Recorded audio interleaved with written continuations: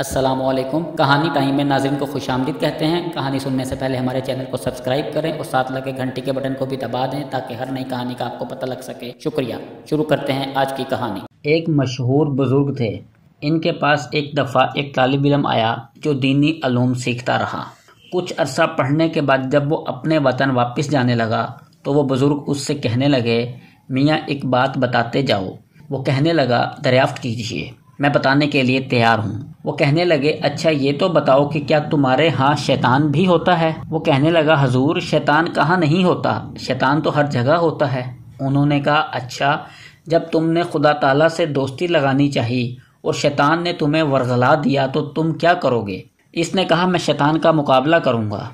کہنے لگے، فرض کرو تم نے شیطان کا مقابلہ کیا اور وہ بھاگ گیا، لیکن پھر تم نے اللہ تعالیٰ کے قرب کے حصول کے لیے جدوجہد کی اور پھر تمہیں شیطان نے روک لیا تو کیا کرو گے؟ اس نے کہا، میں پھر مقابلہ کروں گا۔ وہ کہنے لگے، اچھا مان لیا تم نے دوسری دفعہ بھی اسے بھگا دیا، لیکن اگر تیسری دفعہ وہ پھر تم پر حملہ آور ہو گیا اور اس نے تمہیں اللہ تعالیٰ کے قرب کی طرف بڑھنے نہ دیا تو کیا کرو گے؟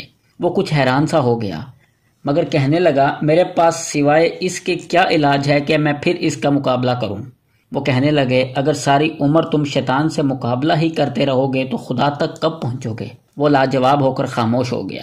اس پر اس بزرگ نے کہا کہ اچھا یہ تو بتاؤ، اگر تم اپنے کسی دوست سے ملنے جاؤ اور اس نے ایک کتا بطور پہرہ دار رکھا ہوا ہو اور جب تم اس کے دروازے پر پہنچنے لگو تو وہ تمہاری ایڑی پکڑ لے تو تم کیا کرو گے؟ وہ کہنے لگا، کتے کو ماروں گا اور کیا کروں گا؟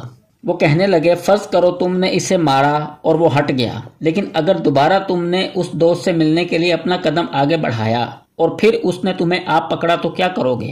وہ کہنے لگا، میں پھر ڈنڈا اٹھاؤں گا اور اسے ماروں گا۔ انہوں نے کہا، اچھا تیسری بار بھی وہ تم پر حملہ آور ہو گیا تو تم کیا کرو گے؟